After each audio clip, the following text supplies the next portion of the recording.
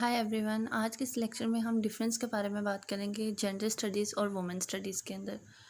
Gender studies और women studies के concept जो हैं वो जेंडर से निकले हैं और उसकी किस तरह से इम्प्लीमेंटेशन होती है, उसका फोकस क्या है, उसके अंदर मेथडोलॉजीज़ कौन कौन सी यूज़ होती हैं, उसका स्कोप क्या है और सोसाइटी के अंदर जेंडर रिलेटेड इश्यूज़ जो हैं वो कौन कौन से हैं, इसके बारे में हम डिस्कस करेंगे। सबसे पहले हम वुमेन स्टडीज़ की डेफिनेशन के बारे में बात करते हैं या बात करते हैं कि ये आखिर होती क्या है। वुमेन स्टडीज़ के अंदर हमारा जो सेंट्रल पॉइंट होता है वो वुमेन्स के इर्द गिर्द जो है वो रिवॉल्व कर रहा होता है। वुमेन के एक्सपीरियंसेस, कंट्रीब्यूशन, स्ट्रगल्स, सोसाइटी के अंदर, हिस्ट्री के अंदर क्या क्या जो स्ट्रगल्स हैं, क्या एक्सपीरियंसेस हैं, उनके बारे में हम जो है वो बात करते हैं। इसका जो एम्फसिस होता है वो फेमिनिस्ट पर्सपेक्टिव के ऊपर ज़्यादा होता है और जो इश्यूज़ वुमेंस को फेस करने पड़ते हैं, इनइक्वालिटी और सोशल जस्टिस, उसके ऊपर जो है वो ज़्यादा फोकस होता है।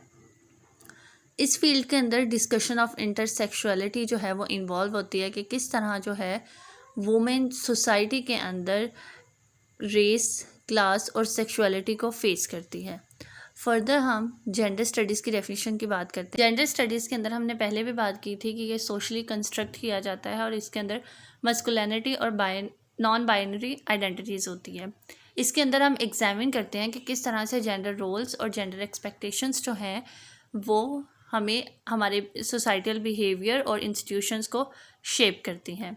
जेंडर स्टडीज़ के अंदर हम ट्रेडिशनल नोशन ऑफ जेंडर और अंडरस्टैंडिंग करेंगे फ्लूइडिटी और वेरिएशंस की अक्रॉस कल्चर के, कल्चर टू कल्चर जेंडर को किस तरह से लिया जाता है। फर्दर हम इसके फोकस और स्कोप की बात करते हैं। जो वुमेन स्टडीज़ का जो फोकस होता है वो वुमेन्स के ऊपर होता है, वुमेन्स के नैरेटिव के ऊपर होता है, उनकी हिस्ट्री और उनके कॉन्टेक्स्ट के इर्द गिर्द रहता है। जो इस फील्ड का स्कोप कुछ इस तरह से है कि इसके अंदर इतनी पावर होती है कि पॉलिसी चेंज कर सकती है, सोशल मूवमेंट जो है वो चलाती है to improving the women's right, women's right के लिए जो है ये काम करती है। उसके अलावा it delves into topics such as reproductive rights, domestic violence and representation in media and politics, उसके बारे में भी बात करती है। अब अगर हम जेंडर स्टडीज़ के फोकस की बात करें तो जेंडर स्टडी जो है वो इन्वेस्टिगेट करती है कि किस तरह से gender interact with various identities including race, class and sexuality. इसका जो फोकस होता है, जो एनालिसिस होता है, वो पावर डायनामिक्स और सोसाइटल स्ट्रक्चर के ऊपर होता है, जैसे that dictate gender roles and norms. Scope की बात करें तो इसके अंदर LGBT इश्यूज़ के बारे में भी बात होती है, मस्कुलिनिटी स्टडीज़ के बारे में भी बात होती है, बाइनरी जेंडर कैटेगरीज, इसमें तकरीबन सारी ही जो जेंडर कैटेगरीज हैं वो आ जाती हैं। जबकि जो वुमेन स्टडीज़ है उसमें सिर्फ़ और सिर्फ वुमेन को प्रायोरिटाइज किया जाता है। नेक्स्ट हम बात करते हैं कि हम वुमेन स्टडीज़ के अंदर कौन कौन सी मेथडोलॉजीज़ यूज़ करते हैं और जेंडर स्टडीज़ के अंदर।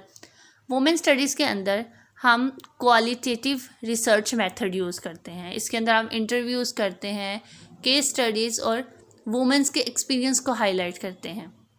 इसके अंदर पर्सनल नरेटिव्स और ऑटोबायोग्राफिकल अकाउंट्स के बारे में भी हम एम्फसिस करते हैं।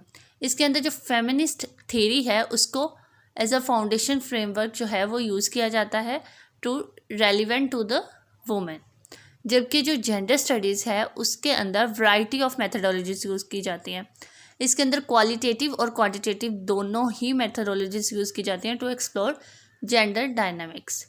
इस फील्ड्स के अंदर जो है वो इंटर डिसिप्लिनरी अप्रोच को इंकरेज किया जाता है। सोशियोलॉजी, एंथ्रोपोलॉजी, साइकोलॉजी और कल्चरल स्टडीज़ के बारे में भी डिस्कशन की जाती है। थियोरेटिकल फ्रेमवर्क जो है वो जेंडर स्टडीज़ के अंदर queer theory, critical masculinity study and post colonial theory जो है वो डिस्कस की जाती है। अब हम इसका हल्का सा डिफरेंस बात करें तो जो वुमेन स्टडीज़ है उसका स्पेसिफिक फोकस जो है वो वुमेन्स के ऊपर होता है। जो जेंडर स्टडीज़ है उसका जो फोकस है, उसका जो वाइड स्पेक्ट्रम है वो जेंडर रिलेटेड थीम के ऊपर होता है। मतलब वो किसी वुमेन या मेल के ऊपर नहीं होता है, it's all about gender. Both fields के अंदर जो है वो कंट्रीब्यूट होती है, सिग्निफिकेंटली अंडरस्टैंड करती है कि सोशल इनइक्वालिटीज़ कौन कौन सी और उसको चेंज किस तरह से किया जा सकता है। और इसके अलावा हमने इसके अंदर जो है वो अप्रोचेस के बारे में डिस्कस किया कि जेंडर को कौन कौन सी अप्रोचेस जो हैं वो चाहिए होती हैं, और वुमेंस स्टडीज़ के अंदर जो है हमें कौन कौन सी अप्रोचेस जो है वो चाहिए होती है। That's all about today's video. मिलते हैं अगली वीडियो में एक नए कॉन्सेप्ट के साथ। तब तक के लिए अल्लाह हाफिज़।